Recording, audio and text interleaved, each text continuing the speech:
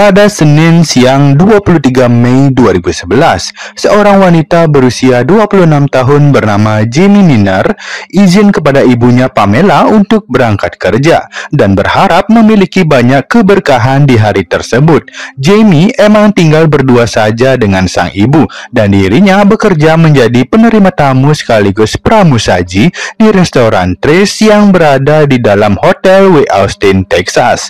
Dia adalah wanita yang cantik dan suka menebar pesona, namun sayangnya memiliki sedikit kekurangan dalam kesehatannya sebab pernah menderita gangguan mental.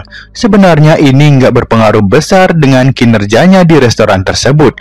Hanya saja, jika mendapat tekanan sedikit atau kena omel, bisa-bisa dia melawan balik atau mengamuk dan bertingkah kacau tanpa peduli dampak dari perbuatannya. Hal ini yang terjadi di hari itu. Saat itu menjelang malam, ada tamu yang mengeluhkan tentang pesanan yang salah antar. Langsung deh, tamu itu marah dan ngomel sana-sini tanpa henti. Supervisornya menegur agar tetap tenang dan jangan bertingkah seakan mau menghajar pelanggan. Namun kemudian Jamie justru marahin balik supervisornya dengan kata yang kasar dan segala jenis hinaan yang bikin suasana semakin panas. Bahkan saat beberapa teman coba melerai, dia terus saja ngedumel dan nyindir-nyindir yang bikin manajer dan supervisornya ngerasa udah saatnya mereka memecat gadis tersebut. Ini bukan pertama kalinya Jamie bertingkah begitu dan tiap kali dinasihatin malah ngelawan serta ngamuk-ngamuk di luar kendali. Ia nendang sana-sini dan melempar barang yang tentu aja ini nggak sopan, serta menunjukkan rasa tidak hormat pada atasannya. Makanya kemudian dia dipecat lalu disuruh pulang sesegera mungkin di hari tersebut. Temannya bilang bahwa setelah dipecat, Jamie mengemasi barangnya lalu menelpon seseorang untuk minta dijemput. Namun ternyata nggak ada yang datang hingga ia pergi meninggalkan hotel W. Austin sekitar jam 8 malam. Dia berjalan kaki 5 blok menuju gedung Norwood Tower guna menemui temannya yang bekerja di restoran steak bernama Paris. Beberapa saksi mengatakan bahwa dia dilarang masuk dan kawannya pun nggak keluar untuk menemui dia. Dia coba menyelinap dari pintu samping, namun kemudian ketahuan oleh beberapa staf dan disuruh keluar lagi. Setelahnya dalam beberapa hari, nggak ada yang tahu keberadaan gadis tersebut hingga sang ibu melaporkan hal ini kepada pihak berwajib. Namun saat itu polisi mengatakan bisa saja Jamie kabur bersama pacarnya atau nginap di rumah teman tanpa mau permisi kepada orang tuanya. Apalagi beberapa rekanan menyatakan dia punya histori sakit mental yang bisa saja membuatnya bersembunyi di rumah sahabat karena malu pada ibunya setelah ia dipecat dari kerja. Soalnya dia udah janji nggak akan bikin onar lagi. Nah, hal ini yang bikin pihak berwenang nggak serius melakukan pencarian. Sekitar 9 hari kemudian, yakni pada 2 Juni 2011, petugas maintenance di Paris Steakhouse menemukan beberapa barang yang diduga adalah milik Jamie di atap lantai 2 restoran tersebut, seperti handphone dan juga tas, hingga polisi mencoba untuk mengecek CCTV yang berada di rooftop restoran tersebut.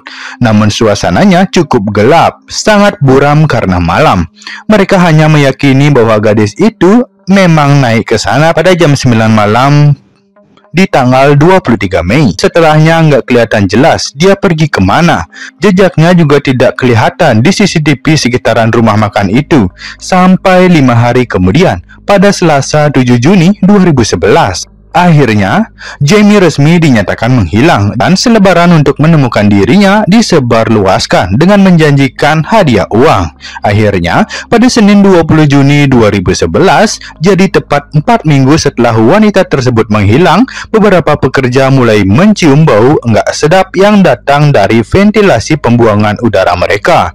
Disuruhlah petugas ke atas mengecek hingga menemukan tubuh yang sudah membusuk, lalu melaporkannya kepada pihak kepolisian. Akhirnya dibongkar tuh rangkaian saluran udara di rooftop dan berhasil mengidentifikasi bahwa tubuh tersebut adalah Jamie Miner yang menghilang sebulan lalu.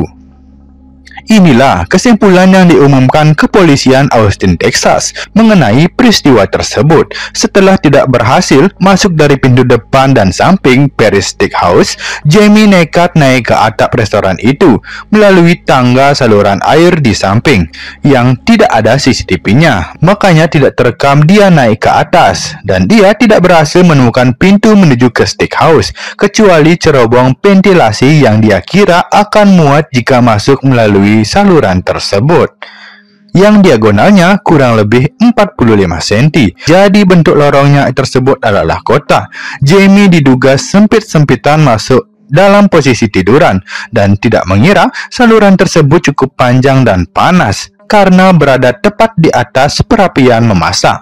Suhunya hampir 50 derajat Celcius. Sampai kemudian dia kelelahan dan nyangkut nggak bisa maju ataupun mundur lagi.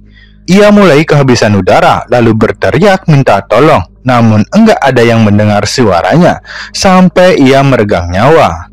Akibat tidak bisa bernapas serta tekanan besar pada dadanya, bahkan hasil autopsinya juga menyatakan ada kehancuran pada livernya. Kemudian, ia sudah tidak bernyawa 4 jam setelah masuk dalam ventilasi tersebut.